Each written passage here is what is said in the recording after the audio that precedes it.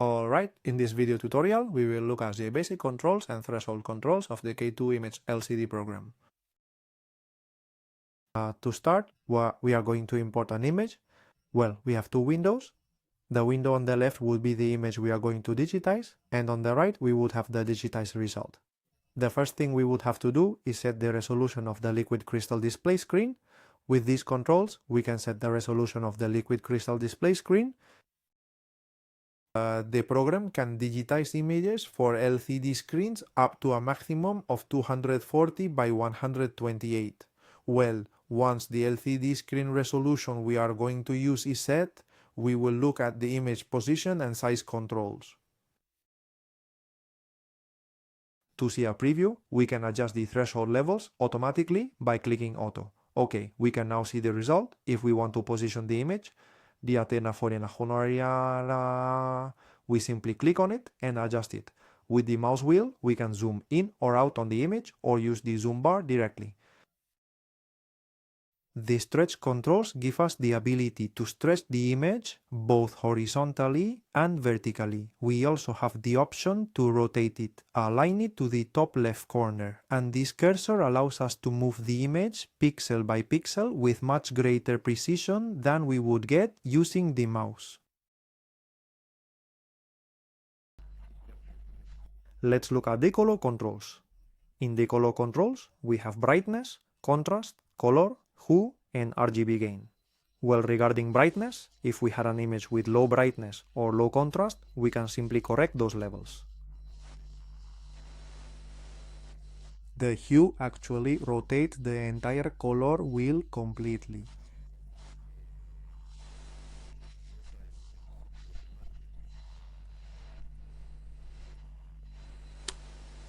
Here, we would see how each of the pixels looks, so an offset of X degrees within the color wheel. Those degrees are easily adjusted with these controls you have here.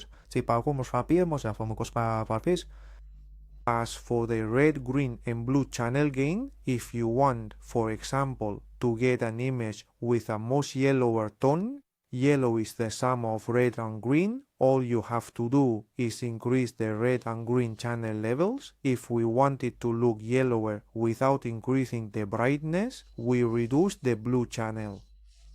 This way, the red and green channels are higher, and we get a yellower image without adding brightness.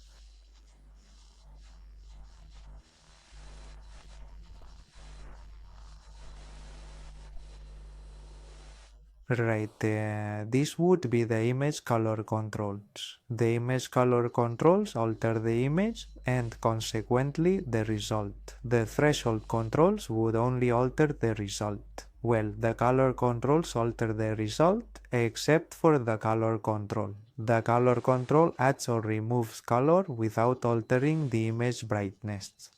So specifically, the brightness threshold detects luminosity, so it is not affected by color.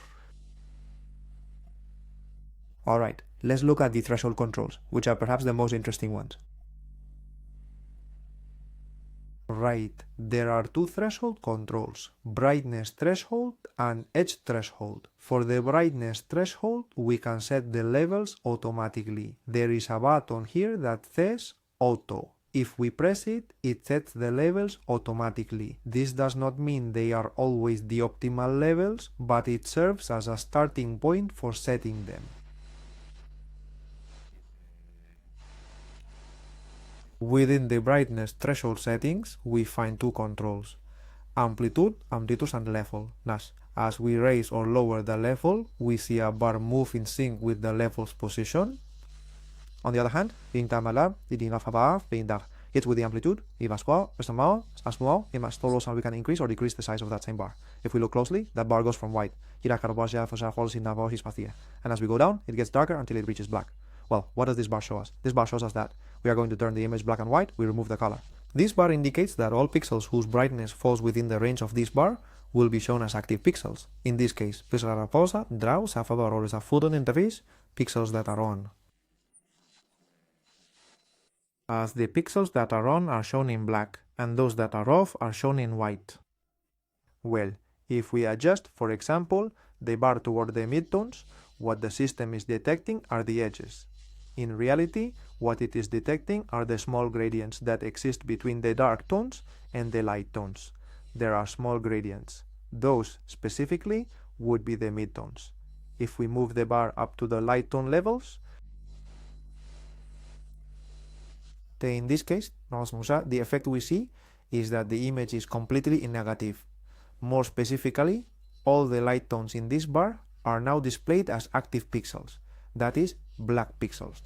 With this procedure, what we achieve is for the image to become a negative. It is quite useful if we plan to use a negative LCD screen. Let us see an example. If you still do not know the difference between positive or negative LCD screens, the positive one has a light background with dark pixels. The negative one conversely has a dark background and light pixels. The best part is that we can simulate practically any color. Let's go to options, select the LCD color and choose the lime green and black combination. Here we would be simulating a positive LCD. On the other hand, if we simulate a negative type LCD like the blue and white one, in this case we are viewing the image in negative. To fix this, we raise the level to light tones until we can see the image in positive. Here, the program is actually generating a negative image, and since the LCD is also negative, we see the result in positive.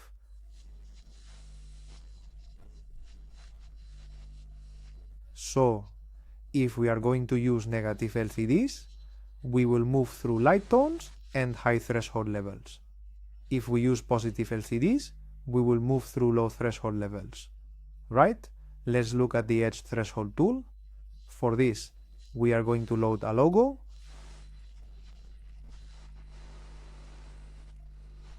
If we wanted to detect the edges of this logo, it would not be possible. Even if we selected the midtones, we could not. It would barely be distinguishable. We would need to better define the logo and we would have problems. As for example, the text sistemas would be filled in.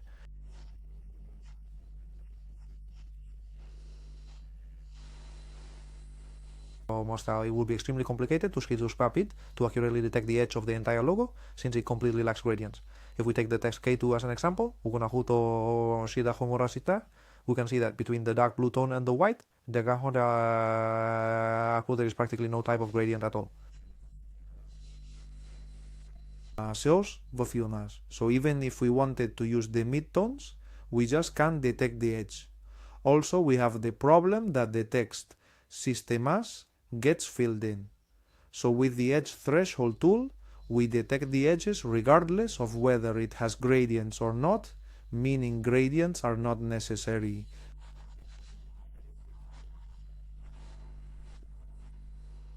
That adjustment bar represents the sensitivity level for edge detection. There is an option called Linione. This function forces lines to be displayed with a thickness of one single pixel. For example, here we see that the lines have a thickness of 2 pixels or more. If we activate Linion, the lines become one single pixel thick. That is exactly what the Linion option does. Sometimes it is very useful to use both controls at the same time. Let us see an example of this. Here we have this image.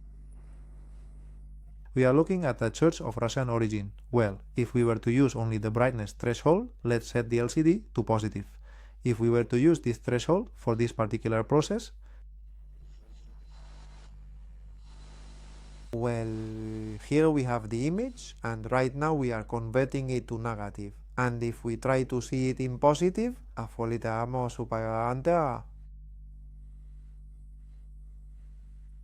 if we set it to positive,